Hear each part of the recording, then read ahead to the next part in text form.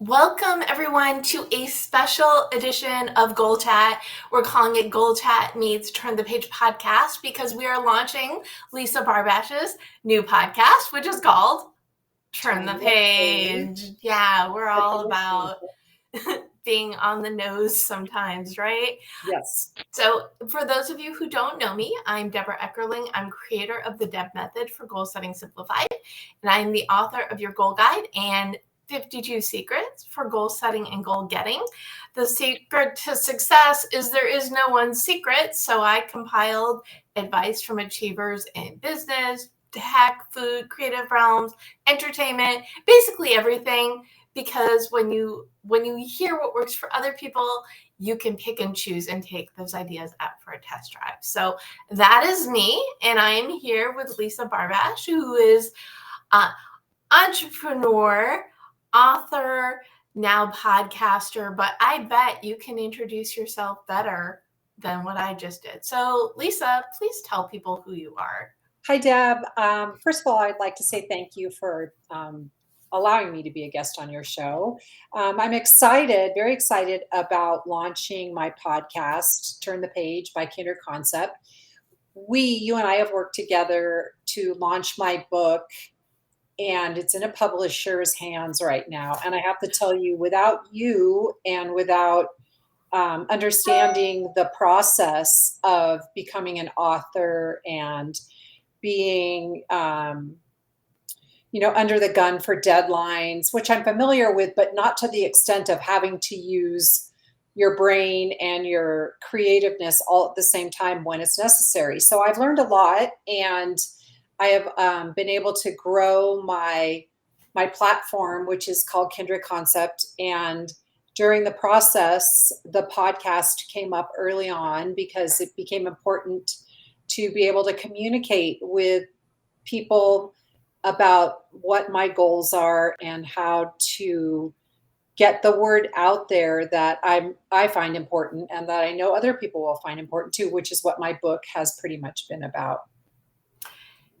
And the other thing that I feel like we should note. So you and I met because you were looking for help to get your book proposal and your book out there, which, as you mentioned, it's in other people's hands, which is, almost the best place to be. It's the best and the worst place because you're waiting, but it's great because that your words are out there waiting for the yes from the right place. So super important. But I remember through the course of the process, you're writing this very personal story, but you've had like 3, 4, 5, 10 careers, right? And you're like boomeranging back alongside the writing and the podcast of one of your earlier ventures. So you want to talk about it? Sure. So in 1996, my daughter was playing with scented marking pens, and she asked me to smell her fingernails, and I did. And a light bulb went off. You hear the stories, and that's a story, and it's true. And she said, "Mommy, smell my fingernails." So I did, and I just thought, okay, let's try this scented nail polish. And it took 6 months to bring it to market, and it was incredibly well received, became iconic. I was on the Oprah Winfrey show for it, Good Morning America, Today's Show, several different talk shows took it. And the premise was that it smells. And then Bloomingdale, Saks Fifth Avenue, Nordstrom, Neiman's, Sephora, duty free, many, many, many small retailers at the time all had it on their sales floor, Saks Fifth Avenue. And it was really fun. It was a great experience. And it took me for a ride. And then my mom got sick with cancer, and it pretty much spun me around. She passed away. And after that, my life just felt really different. So I went into retail, and I ran my parents' business called Fine and Funky. And then my father passed away, and then I continued to run it as the sole owner. And I just sold it to my daughter in 2021. So I'm very proud of her, and she has a partner, and they're doing a great job. So That's my story. And then I've been a nationally recognized ski racer. I have a national title, and I've had a lot of success in my life. But the main thing is now is launching this book has made it important to revisit all of those things, because my story, although not in the book, my mother's story is, and consequently, there's a lot of things that have become important again to bring back out. So yeah, it's been a learning curve for sure. Social Yeah. media looks a little different than it used to. And Deb, what about you? I mean, you have the same sort of story. You've launched a podcast and it's award winning, two awards, big awards that I know of, and many others. And you have two books too. You know, you are definitely an entrepreneur at heart as well. So what does that look like for you? Well, I was raised by an artist mother, always with a creative spirit, always the follow your passion. And I was very, very blessed for that. I have been leading goal setting groups since the 90s. I did events at Barnes& Noble back when I lived in Chicago. And then when I moved to LA, I always talked about this wonderful goal group, which I relaunched in LA in 2002. It's been in person, it's been a hybrid, it's been online only, and it's been a lot of fun. But what started as a writer support group actually the definition expanded. So it's for writers, creatives, and entrepreneurs, because if you're one, you're the other two, right? But in leading these groups, I'd have people say, Deb, you're good at this. I've been trying for years to write my book. Can you help me? We got it done in 3 months. Or, Deb, you're good at this. Will you speak to my group about goals? So that's where I went from something that I did for fun, that I saw the power of, which is goals. You know, when you say what you're working on, when you report your wins and talk about what you're working on, you set goals in a community environment. Part of it is the accountability. The other part is, well, if they can reach their goals, I can too. So my business background is a communication project management. So pretty much everything I do is intertwined. So fast forward to 2018, my main communications client was going away, and my mom said, you hate SMART goals. Why don't you create Deb goals? And it turned out that my name worked with the system I've been teaching for years. So the Deb method, it's determine your mission, explore your options, brainstorm your path.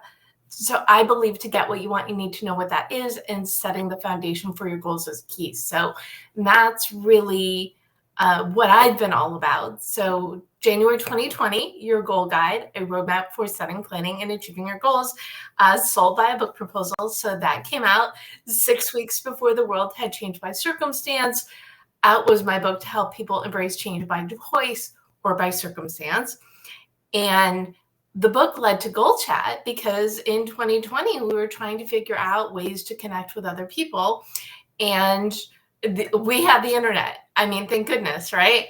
And GoalChat evolved from the first 2 episodes were just me talking. That format didn't last too long. And then I did the interview. And by the end of 2020, I was trying to figure out how do you throw a holiday party when you can't leave the house? So I invited a bunch of people who didn't know each other, because that's what you do. You throw a bunch of people who don't know each other together. And so I started GoalChat. Is usually a panel show. And it was a lot of fun, but that's what really led to 52 Secrets for Goal Setting and Goal Getting. It's 52 Secrets, but I interviewed 60 people. Each chapter is a bonus, and then Guy Kawasaki wrote the afterword. But it was the whole idea. The secret to success is there is no one secret. So you learn from what works for other people, take ideas for a test drive, and then see what works for you. And then do more of what works and less of what doesn't. And then the other thing in tandem, thank you. So I read Lisa, this book. Lisa, if you have the book, I want you to do an experiment. Okay. I want you to turn to any page and let me know which idea you land on. So I have this theory that people turn to the page of the thing that they need to hear at the moment. Let's see if I am right. Okay, so I am on page 71, and it says, find the who's for your hows. Okay, so that was Dave Sanderson. And do you remember Miracle on the Hudson? I mean, of course you do. Dave was the last person off the plane. Wow. He must have a great From story. the Hudson. Oh, he's got great stories. But the whole purpose of this is, delegation. Yep. Do what you love and find people to do the other things to support you. So did you pick something that is meaningful to Of you? course I did. Yes. In what way?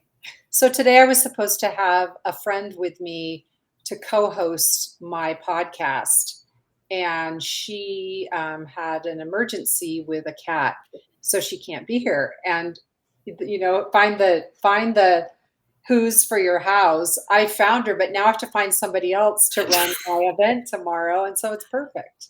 So yes, I think you may have something there in the book, and you'll find the way to stay on track, which you've been amazing for me as helping me to write my book proposal and to get my to really stay on track as to what's required of you when you do a traditional published book. And I elected to do that because I had absolutely no idea of what publishing looked like. And when I finished writing my book, I thought, okay, I'm done. And I knew I was done.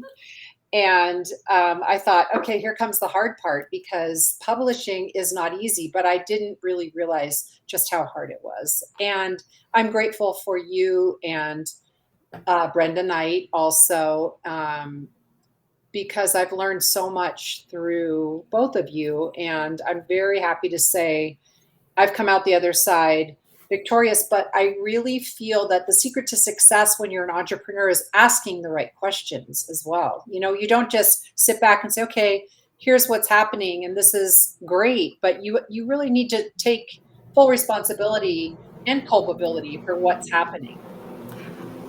And I think that makes it hard for some people when you have somebody like how I deal with things. So Well, actually, what you just described is even more in alignment with the quote you picked out, because you had this idea and you didn't know how you were going to get your book in the world, and you talked to Brenda, and Brenda sent you to me. correct. And the reason why I love working on book proposals is the same reason why I like goal consulting. I mean, it's a project. You need the scaffolding. You need to gather the pieces and put them in the right order in order to get the end result. And I believe that's so we started working together. You had this wonderful idea, but your platform was non-existent. And I said, okay, Lisa, you're awesome, but if you want your book to sell, you need to grab your piece of, the virtual pie, which is why and when Kindred Concept came about. Well, and I also feel like you don't know what you know or you don't know what you don't know till you know. And when I figured out that a lot of what I have done in my life wasn't Googleable, if you will, because it was such a long time ago that most of the things, although you can find some of them were not being brought up in Google searches, etc. And not that that was important to me, but the thing that was hard was it really made me wonder if people, would understand my background, to understand why I'm capable of being the person to have written these stories. So I really have enjoyed your help in getting restructured for that. And it's meant a lot. So I'm very grateful for your goal setting and goal getting. And, also I've noticed other people respond to it as well in some of our online chats we've had, and WNBA San Francisco, which is not the National Basketball Association, by the way. Yeah, it's Women's National Book National Book Association. Association of San Francisco. And most of the time there's about 40 people, is that about right, online with us, figuring out what's going on every month. And the mixer has been really helpful to understand what other people's struggles are. And I kind of wish that I could do a reality show with this so that people would really understand that there are some wins for sure, but they're so rare. And we're not all Taylor Jenkins Reid or Emily Henry or things like that. Those are very rare circumstances to become that well sought after New York Times bestseller, as well as being having movies made of your manuscripts as well. So, you know, I think the process is involved, it's deep, and, you know, celebrating mini successes is important. Okay, that was very strange. We dropped off and now we are back. Uh, okay. Well, don't we love technology? Don't we love Because it technology? usually has a mind of its own. Yes, it's important to have your communities. So the two things I say all the time is you can't get what you want unless you know what that is.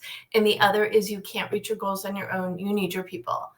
Right, And and all of those things I think are really important to remember, but in the moment, sometimes those things are really hard to remember, and, hearing somebody else's voice in the back of your head, you know, as you have been a coach to me, I feel like is really important to acknowledge, so thank you for all of that.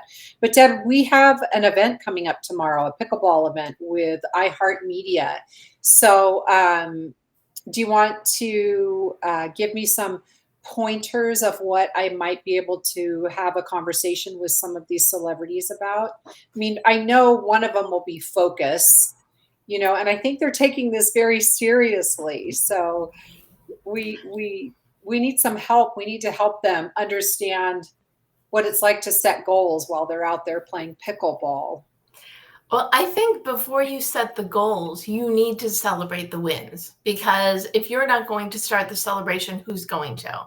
So the fact that you are there, that you're participating, that's a huge win. That's amazing. And congrats for that. So be proud of yourself Okay. and enjoy every moment of it because you don't, I'm gonna be very authory for a moment. You have no idea where the people you meet are going to show up maybe in your work or someone you interview, right? You Yes. never know where the connections you make are going to lead. They could lead to a different collaboration. You maybe will find people to interview or vice versa. You might find the resource that has something that you need, but unless you get out there, you don't know. Now, if you are there for the sport and you're all, pickleball-y, which I think is amazing. I love the fact that there is a new sport trend that kept everybody pretty much sane during the pandemic. It's something that keeps you healthy, keeps you active, all the important things. So just, I would say, be proud that you are where you are, but also think about all the friendships that you made, all the things that you learned about yourself through the process of getting to and through this tournament. Okay. And how do you feel about people who are uber competitive? What do you think about that? What advice as a goal setting and goal getting expert would you give to the uber competitors out there? I would say if someone is uber competitive, anything I say is not going to change that part of their personality. I would just, my only recommendation would be if you're frustrated, remember why you started participating. Remember what it is you love about pickleball and try and bring that drive and passion into what you're doing. The love of the sport, something I'm sure you can relate to as a competitive Yeah. skier. Remember what you love about it. If you bring that in along with your A game, you're going to be doing all that much better. And how do you feel about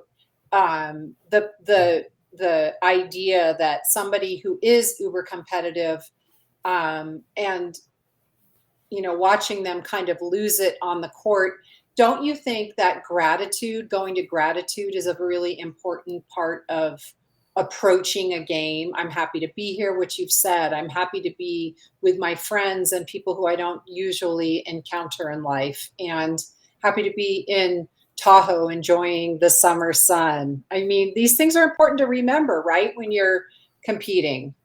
Well, you talk to anybody and they're going to say that gratitude is the essence of everything because that vibe it's going to make you feel good. It's going to make the people around you feel good.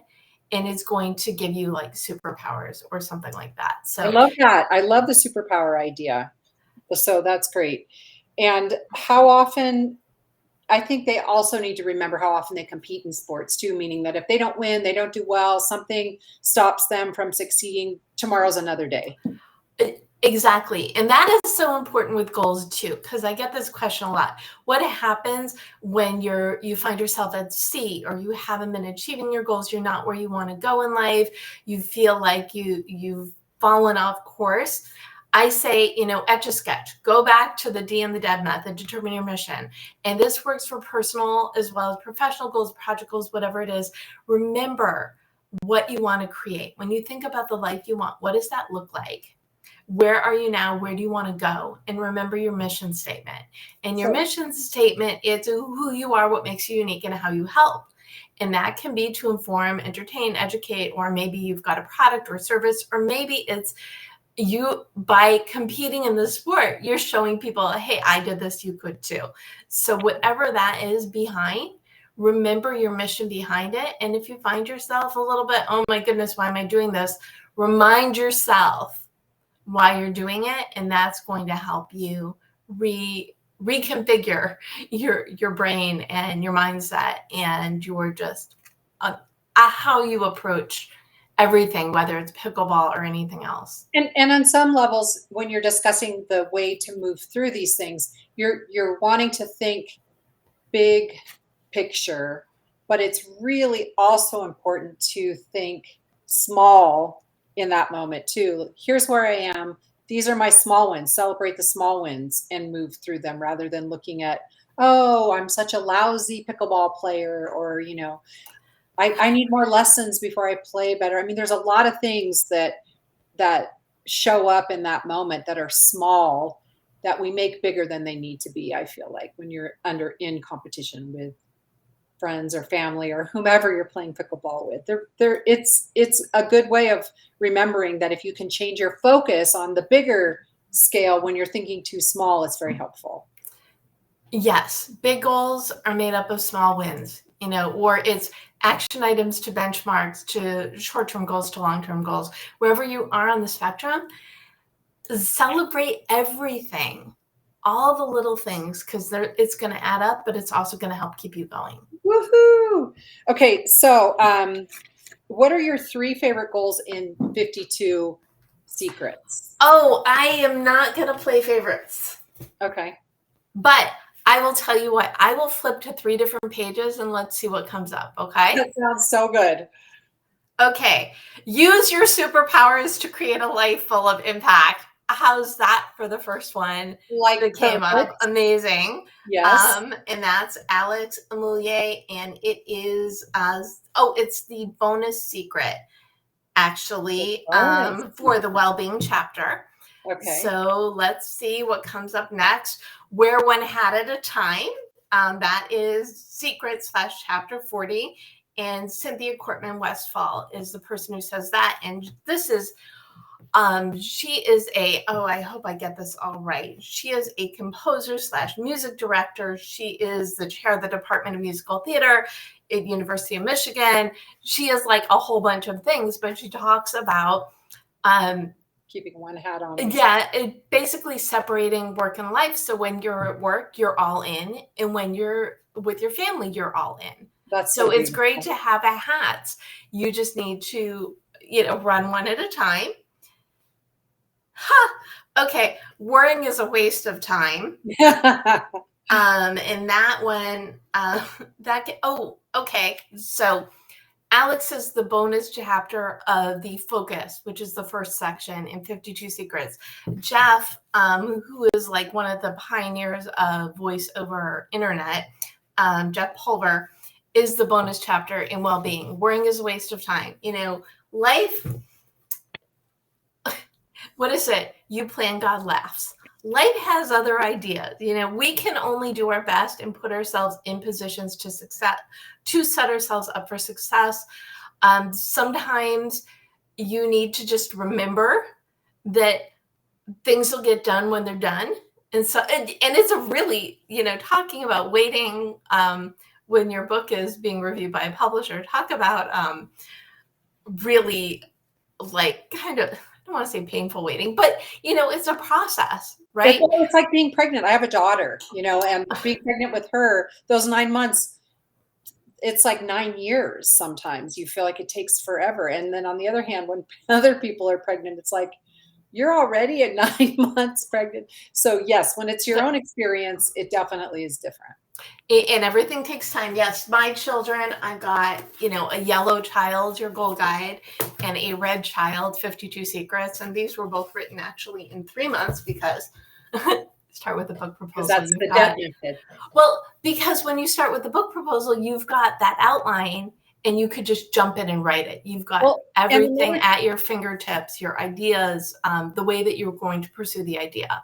Another important thing about 52 Secrets is it's been on the market for how long now? 7 months? Well, no, we're recording this on July 28th, and it's the 6-month birthday of 52 Secrets. Amazing.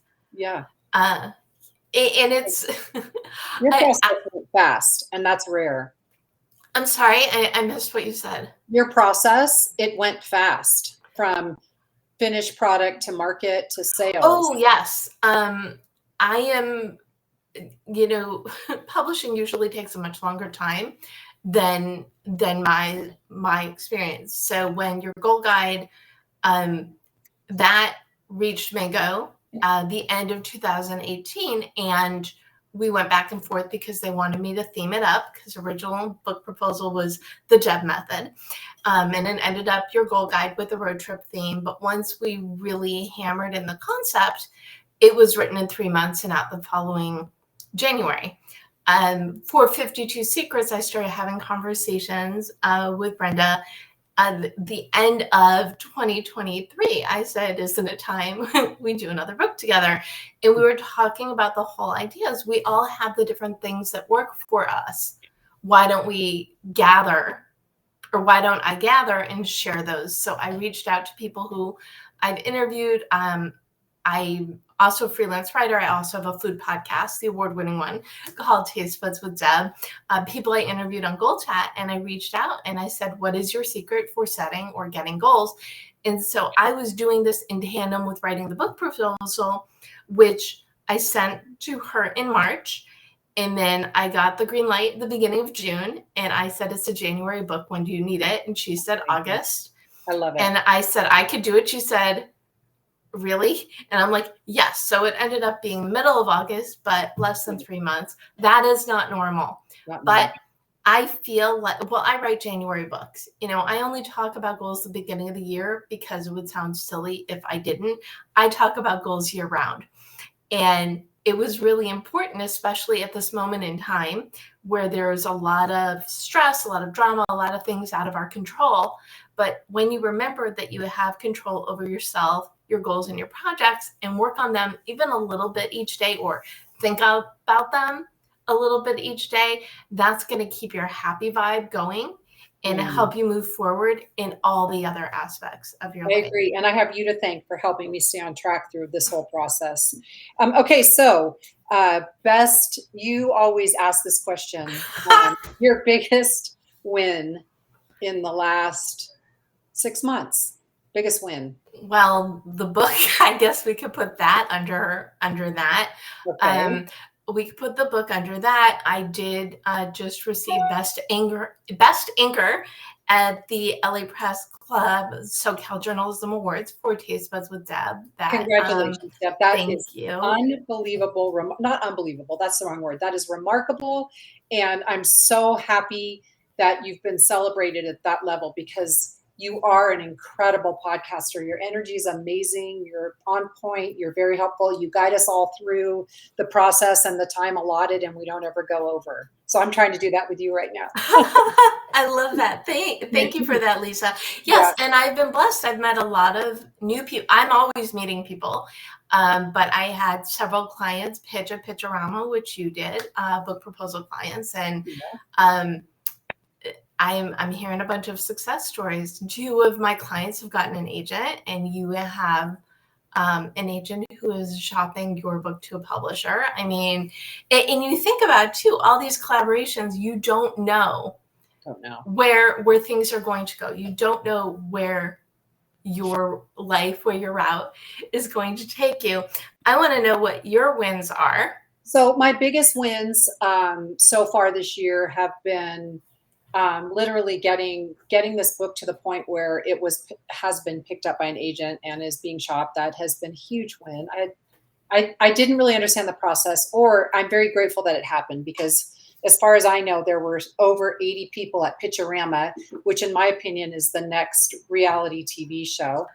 Um, and of the 80, there weren't, I guess maybe 10% got book deals, or if even that. So that was a really good win for me. And I'm also going to say, in my heart, restarting my nail polish company, Tough Sentence, has been a big win too. It's been really good for my soul to find a product to go back to and remember all of, my mom was alive when I started it, my dad, my family, and they're no longer a part of my life. They're deceased, both of them, and as are so many other people, my best friend, etc. So a lot of loss there, but on the other hand, I feel their love through it. I can remember the positive things. So those are my wins. I so love that you said this, because, as you know, my mother passed away in September, so she got to see the book come together. Yes. And her fingerprints are all over it. And when I get to share, I'm me, because she was who she was. A powerhouse who loved conversation. She loved people. I always said she was the cheerleader's cheerleader, because she was always, egging me and other people on. And so the fact that even though she didn't see the finished product, she is all over the finished product, and I get to talk about her. And for me, that's a big yay. That is such a blessing. And happy early birthday, Deb. I know your birthday's coming up next week, so all the best to you for your new year. Oh, you asked me on my birthday what my next year goals are. Do you want to share them with us, or would you rather save that? Well, I want you to share yours, and then I will share mine.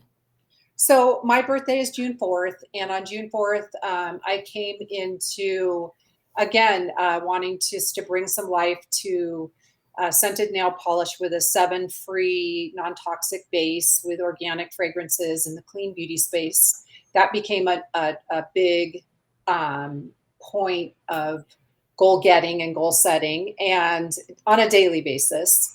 And I wanted to become more adept at social media, which I've spent a lot of time doing in the last, maybe, I guess, 6 months. And not that I'm good at it, but I'm feeling more secure with, what I'm publishing, posting, etc. And this podcast happens to be one of them too. It's the last one because, I really needed to find out what it looks like to be a podcaster. So thank you for helping me with this today, Deb. I really appreciate you always.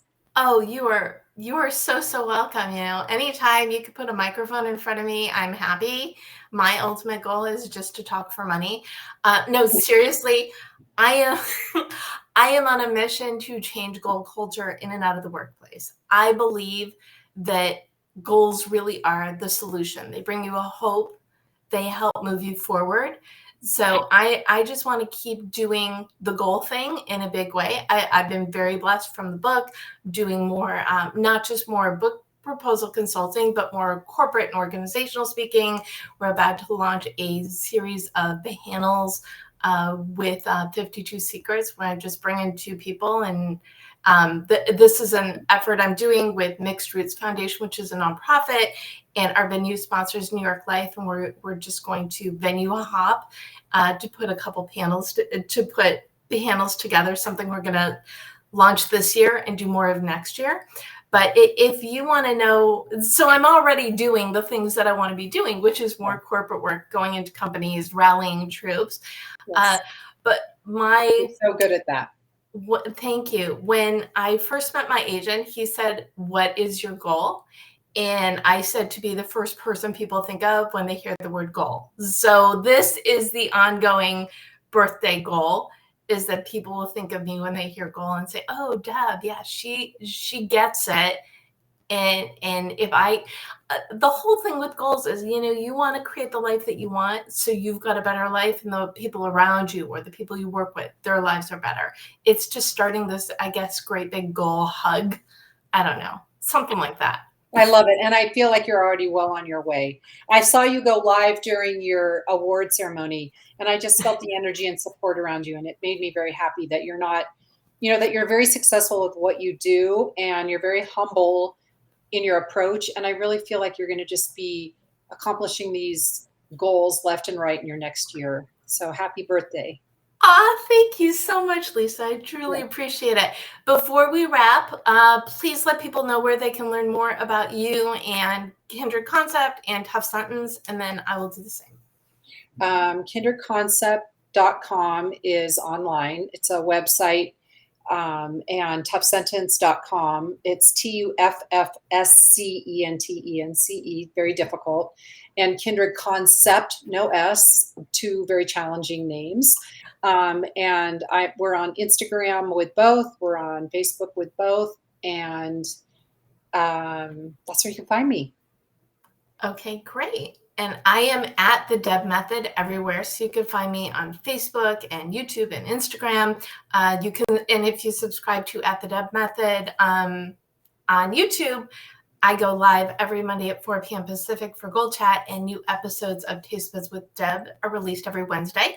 You can also subscribe to both of those on your favorite podcast platform. And you can learn more about me at thedebmethod.com and find me on LinkedIn and or reach out, Deb at thedebmethod.com. Oh, and if you need some extra motivation, grab a copy of your goal guide and or 52 secrets for goal setting and goal getting. Go, Deb, and we won't forget you tomorrow at the Pickleball tournament in Tahoe at Chinkapin. Well, have fun. Okay, so give me your final thoughts, and I will give mine, and then we will wrap. So what final thought do you want to leave people with today, Lisa? I believe my final thought is that goal setting and goal getting are so important to life, and we forget that they actually have a title, and they actually have a name and something you can write down and break down and move through to accomplish, if you can just take the time to set it up properly and set them and then get them. Awesome. And I would add to that, yes, and everything you want, whatever you want out of life, most of it is within your control. So, but really think about, when you think of the life you want, what does that look like? And try to just every day do a little thing to bring more of the things that you love into your life. It will snowball with the summer, but let's bring snow into the conversation. Why don't we? But the more you do of the things that you love, the better you are going to feel, and the easier it's going to make it to do what you love, to make what you love your life. So it's within your power. Go on out there and go for it, because we know you can do it. Yay. Thanks, Deb. Thanks, Lisa. Thank you all for tuning in. And if you're competing, good luck. If you're watching, cheerleaders, you're just as important as the competitors, right? I'll be the cheerleader.